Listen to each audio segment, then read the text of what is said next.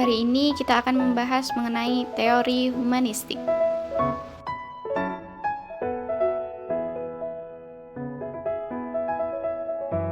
Apakah kalian sudah tahu siapa ya tokoh dari teori humanistik? Yang pertama yaitu Abraham Maslow. Ia lahir pada tanggal 1 April 1908 di Brooklyn, New York. Dan ia wafat pada tanggal 8 Juni 1970 di Menlo Park, California.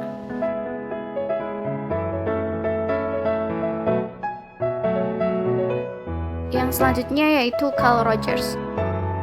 Ia lahir pada tanggal 8 Januari 1902 di Oak Park, Illinois, pinggiran kota Chicago. Dan ia wafat pada tanggal 4 Februari 1987 di San Diego, California. Rogers merupakan seorang psikolog yang terkenal dengan terapi klinis yang berpusat pada klien, yang biasa disebut dengan client center. Tahukah kamu apa sih teori belajar humanistik itu? Teori belajar humanistik adalah proses memanusiakan manusia, di mana seorang individu diharapkan dapat menggali kemampuannya untuk diterapkan dalam lingkungan.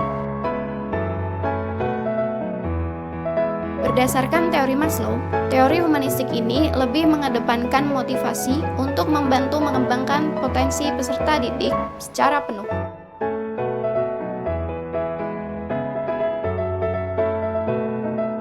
Sedangkan menurut Rogers, teori humanistik ini membahas tentang belajar dan pembelajaran. Tahukah kamu bahwa dalam memenuhi kebutuhan itu ada tingkatannya?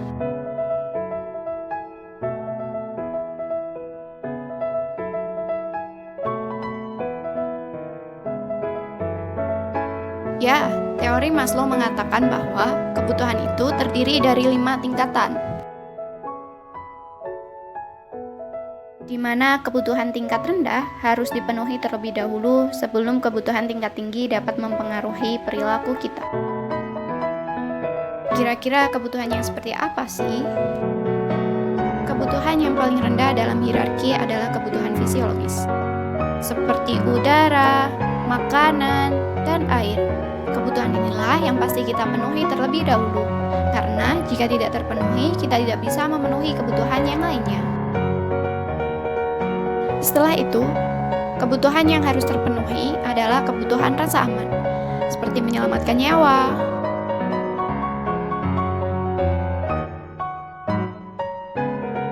menghemat uang, dan mengambil kebijakan asuransi. Kebutuhan inilah yang dapat menyelamatkan kita di masa sekarang dan yang akan datang.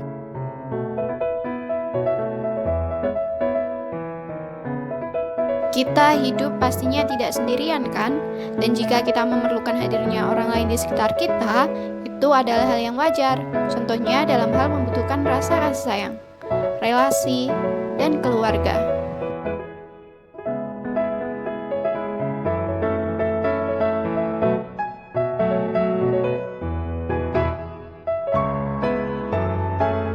Setelah melakukan banyak hal, tentunya kita mengharapkan sesuatu yang lebih kan? Contohnya dalam mendapatkan reputasi atau nama baik atas apa yang sudah kita kerjakan.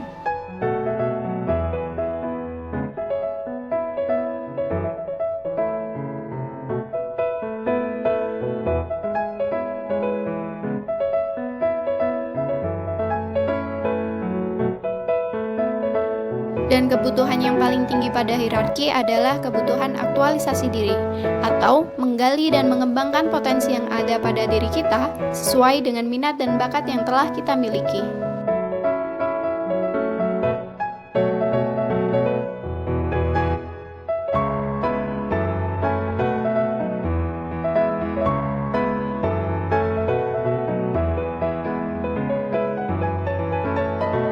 Selain hierarki kebutuhan, kecenderungan aktualisasi juga berperan dalam teori humanistik ini loh.